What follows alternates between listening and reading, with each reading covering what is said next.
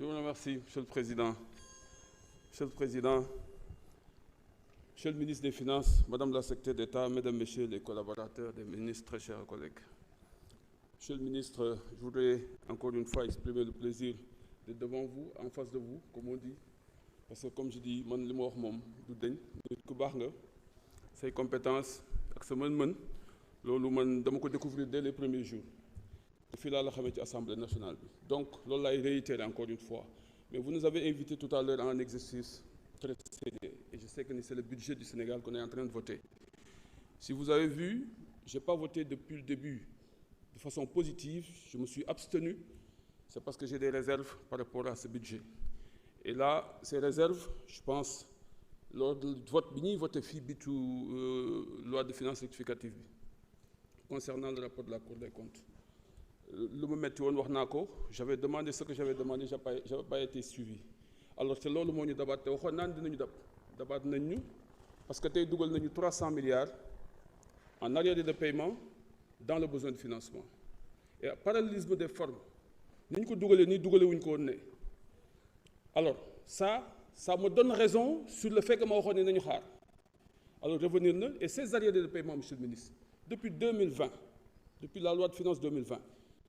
on a parlé de 353 milliards introduire 112 milliards qu'on devait payer le Covid bi ñëw ñu jël 204 milliards fay ko en arriéré de paiement 2021 ñu dugalaat ci 100 milliards aujourd'hui on a payé 500 milliards bii passé nii ci 2025 tey encore 300 milliards finalement on est à plus de 1500 milliards d'arriérés de paiement foofu fan la arriéré de paiement boobu kan lañ ko fay ak kan la tout ça pose problème ça pose réellement problème et par conséquent moi en tant que responsable parce que kii am na sànq lu mu wax sànq lu am solo nee na wax loo dul def dafa am solo parce que suñu borom moo ko wax kabura maxtan inda allahi an taqulu maa laa tafalun loolu dafa am solo parce que daf ne yaa ayyuhal lazina amanu lii maa taquluna maa laa tafalun te man dama def campagne ni dërëmu Sénégal fu mu dugg dinaa fexe ba xam ko wax leen li ci nekk loolu laa wax sénégalais yi te loolu la ñu ma wóoloo Fatma am na waa Pastef fii ma votel te loolu la ñu yaakaar ci man moo tax ñu votel donc li may wax ni dama bëgg rek muy leer sama bopp et par rapport à cela moo tax ma ni naa abstenir et surtout aussi et je pense que j'avais fait déjà des réserves concernant la masse salariale et les dépenses de personnel en commission déjà alors par conséquent autant de questions qui font que j'ai pas voulu très sincèrement engager ma responsabilité donc je me suis abstenu par rapport à ce budget-là mais c'est moins contre ce que vous êtes en train de faire vous êtes en train de faire un bon job wax naa ko sànq ni soo fi nekk loolu mën na métti maa ngi koy waxtaan ak Cheikh Diba tout à l'heure et je pense que ni nga maîtriser mbir yi peut-être bu fekkee ne nekkoon mën na compliqué mais yàlla dimbale na suturaal na ak sa équipe taxaw ngeen taxawaay boo xamante ni tey Sénégal métti na métti boo xamante ni mais dama bugg rek man tafsir lu may dugg rek mu nekk loo xam ne dama ko maîtriser parce que demain je dois rendre compte à mon peuple mais rendre compte à Dieu et par conséquent lépp lu may def rek dafa nekk loo xam ne ni dama ko war a maîtriser te lii nii affaire u milliards la ay milliards yu bari la suñ ko waree génn di ko joxe nga koy autoriser war nga autoriser loo xam ne maîtriser ko parce que peuple Sénégal bi dafa am yaakaar dafa am benn ancien ministre du budget bu wax ni dette cachée bi bu amee c'est parce que assemblée bi moo liggéeyul ancien ministre du budget tey man tafsir bëgguma bokk ci 15e législature bu ñuy wax ne liggéeyuñu woon c'est par conséquent lépp lu may dugg rek dama bëgg mu leer c'est pourquoi je me suis abstenu les questions nag dañ ko aborder waat ci benn façon directeur du budget wax naa ko sànq ñu gën a waxtaan en profondeur parce que loolu rek laa bëgg donc di remercier encore une fois sama gars yi monsieur le directeur sama waa bureau franchement vous avez été d'un grand apport pour moi monsieur le président yàlla na yàlla dolli sutura suñu législature bi yàlla na def mu nekk la meilleure législature parce que loolu mooy suma yéene pour les intérêts du Sénégal donc yu ñu fi nekk ñëpp je pense Sénégal la ñuy liggéeyal yàlla na yàlla dolli sutura yàlla na yàlla jàppale Cheikh ku baax nga jërë ngeen jëf merci. jërëjëf honorable Cheikh Ahmed Tidiane Youm vous avez la parole Chérif Ahmed Dicko se prépare.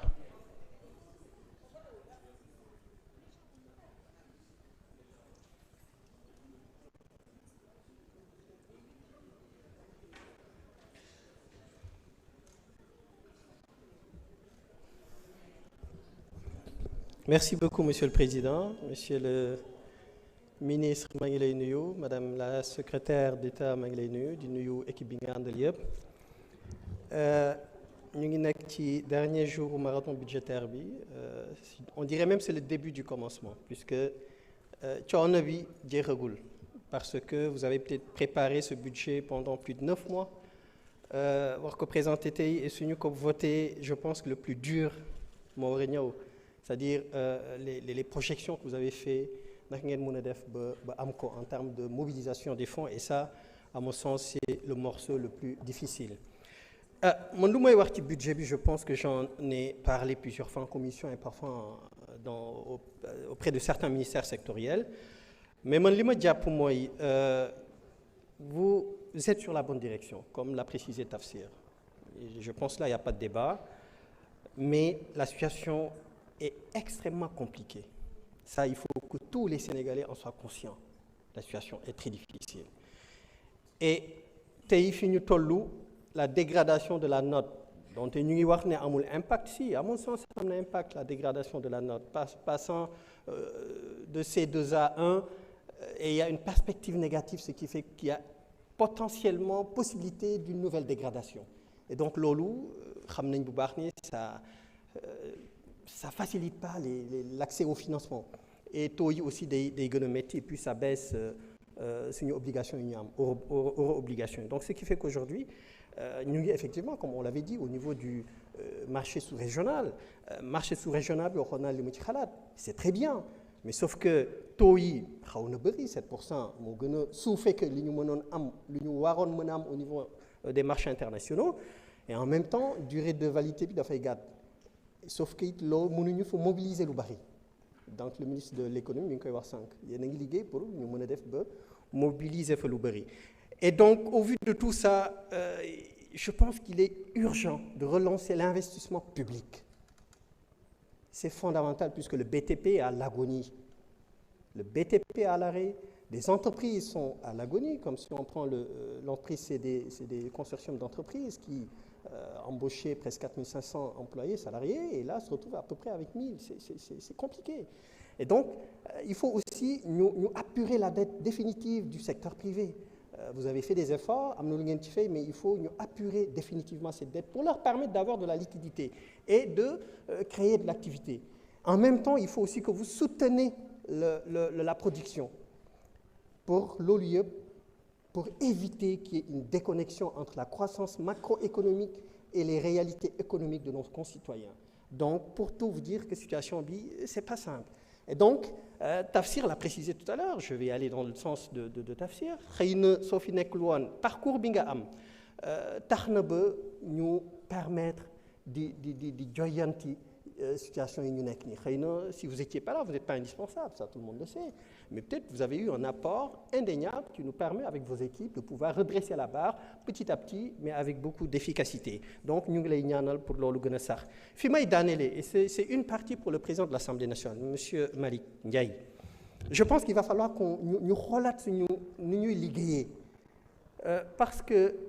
là, la plénière, le marathon budgétaire est dédié au budget. Dañu war a voter, valider, échanger sur le budget bi nga xam ne nii moo war a doxal Sénégal fii ak 1 an. Et le plus souvent, si nous on parle que des problèmes de nos terroirs, parce qu'on n'a pas, on n'appréhende pas ce budget, c'est assez technique. Donc, moi je propose qu'il faut qu'on fasse revenir les commissions techniques. À défaut, nous, au moment de la diffusion de votre lettre, lettre sectorielle, nous allons rencontrer les différents ministères à travers les commissions pour échanger avec nous, pour appréhender, apporter une contribution sur ce budget-là. Merci, honorable. Parce que nous votons le plus souvent maîtriser Winco. Chérif Ahmed Diko, vous avez la parole. Mohamed Aïb Dafé se prépare.